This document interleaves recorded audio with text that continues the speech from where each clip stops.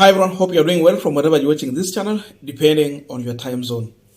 Now, yesterday, the government wrote to the international community asking them to sanction Raila Odinga for organizing the mass action demonstrations in this country. And my friend Gumzo TV had sent me the letter yesterday, but we were having too much things we were discussing, so I not got time to go through it. But then today, we got time. And if you go through that letter, the notice, you'll be surprised. The Ministry of Foreign Affairs has become a laughing stock in this country as far as the diplomatic circle is concerned. Just imagine government briefing the diplomatic mission on the security status of the country and guiding them on how they will make their movement in this country. They literally expose the weak side of the government. No one can have even confidence in them. You look on the language they use, you can't imagine that this is someone addressing the international community. But then another big question is, really, going through what they had wrote, will it amount to something? Can they sanction Raila Odinga basing on what they're writing? Because it's all about defending themselves. Okay, these people have been here in this country. They understand very well what is happening. And of course, the reason why Raila Odinga is on the street, the democracy of this country, the constitution of Kenya, they know all this. So I want us to go through that letter. We can't go through, we can't read all of it, but I will just read some part. Then from there, we will analyze it to understand where they're heading to and the reason why they're pushing for this. But before we go deep into that, just a quick request for those who are watching and you are not yet subscribed, please just consider subscribing. And then to our returning subscribers, I must say thank you so much. And to all our viewers, please give this video a thumbs up. Before I forget, I want to thank my friend all the way from Qatar, James, all the way from Qatar. Thank you so much. I got your message. Thank you for blessing our work. And again, everyone who has subscribed, the viewers, I want to thank you, you people. You are so important to our platform. May good God keep on blessing all of you for supporting our work in whichever way you do. And by the way, each channel you can channel members. I have like, is it six members? Thank you so much for all the members who have been here. Some of them have stayed up to six months. We have another one 1 year, another one 2 years. May good God keep on blessing you for always being a member. Thank you so much. And let us go through this notice. Then we will give our views as far as it's concerned. The ministry wishes to encourage all diplomatic mission and all international organizations to monitor police and media sources for any changes to road closure or any measure that may affect their movement. In addition, in line with the importance of holding those responsible for any crime that may be committed under the guise of protest and ensure no impunity is encouraged, the government urges the international community to be vigilant in supporting the sanction of any conduct adverse to the peace and security of the country. So, there is the issue to do with the sanction. That tells you one thing, that William Samoei Ruto is now begging the international community to sanction one Raila Odinga and probably to an extent Kalonzo, Martha Karua, and Eugene Wamalwa. But largely they are intentional because the man they have mentioned in this notice, it is Raila Odinga, not Martha Karua, not Kalonzo, and the other ones. But we know it is a team. So Ruto is trying to reach out to the international community to sanction Raila Odinga. There are several things you learn here at the end of the issue here. Number one, the government is learning that they made a grave mistake on manner in which they handled demonstrators in this country. And we did analysis day before yesterday, yeah? Where we were sharing on how the international media published the information as far as the demonstration were concerned in this country. From CNN, Al Jazeera, BBC, Voice of America, all of them. There were about 10 international media. So this is just another way for the government to try and clean themselves. They want to wash themselves clean. But it cannot. Because the people they are talking to, they are people who have been watching careful what has been happening in this country.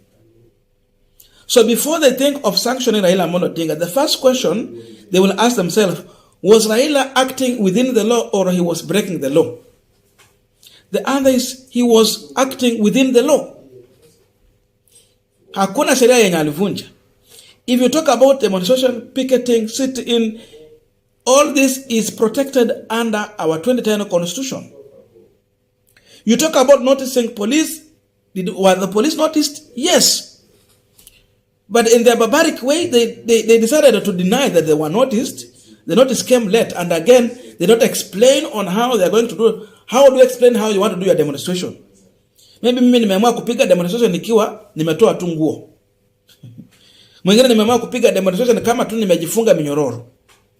Mwingine nimeamua tu sasa demonstration kwa kutembea tu, marching or do a sit-in in various, or present a petition. That's my choice. I don't need to explain to police how I'm going to do my picketing. It is me to make that decision as long as I'm not harming the other people. So they are learning that they got it wrong. Instead, what was supposed to happen is what we witnessed happening in South Africa. Police officers providing security to those who are demonstrating. And by the way, this is what Ruto was saying in the beginning, that Kithure Kindiki huuliza yule Raila anataka kufanya maandamano siku ngapi, miezi ngapi, so that we provide him with enough security to demonstrate. That's exactly what Ruto was supposed to do. Aleta ambulance apeane pale. Maybe we can have an accident or a stampede or something like that. Kukuwe na ambulance yenye imelipiwa ushuru na mwananchi wa kawaida ambaye pia ako kwa haya maandamano. Hakuweka ambulance. Security wakuwe pale to help in this demonstration so that it's peaceful and it is within the law. Walikuwa pale kutia gas watu na kudisrupt even the demonstration. So if we have people who made the situation very hard, because I got information that even people who are working in the city walikuwa wanakuwa whisked out through border borders. Unapanda tu border border na uende na usiende na chochote. Bio. And they were forced to stay in the office for long hours. Wale wenye hawakusikia kwamba kuna holiday. But wale walijua kuna holiday, they took it. So it is police officers who made the situation very hard in this country. Not demonstrators. So Ruto is telling the world that he has failed to contain the situation in this country and is exposing what is Alfred Mutua is a disaster surely in that office. Alfred Mutua is a disaster. Check on how he's addressing the international community. A lot of weakness. This is internal issue. This threat cannot hold. Ruto ametoka tuko kwa village huko na ile tabia ya kijiji ameleta huku.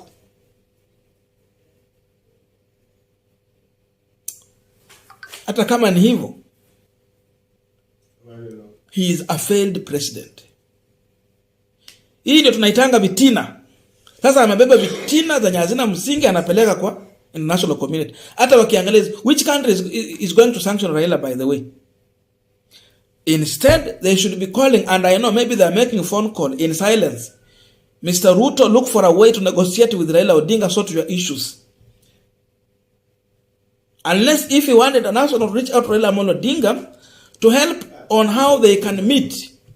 Labda anapigia Raila ashike simu atake maneno yake. That's where we are now. But for me, I see a sorry country with a government that is clueless. a failed police service, now it is police force. Now you are telling, in fact, you just expose yourself on how your security is not strong, the weakness in the government, and how disorganized they are. Because you are telling how you will be explaining to them on how they will be following the media to understand what is going on, for the updates on how they should carry themselves, on how they should move within, on how they should operate within the country. So you are exposing yourself. What are you telling the investors? What are you saying to investors? What are you telling that person who is thinking to come and put his coin in this country in the name of investing? That you are incapable. You can't guarantee them their security. So you think he's reporting Raila Odinga when in real sense he's reporting himself. And anyone can see an incompetent president and the government.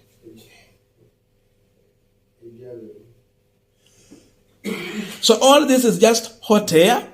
Ruto understand what the international media did here. They reported, they exposed him, and he is a man who don't respect democracy, rule of law, and he don't really safeguard the Kenyan constitution, which he took an oath to protect. He don't protect it.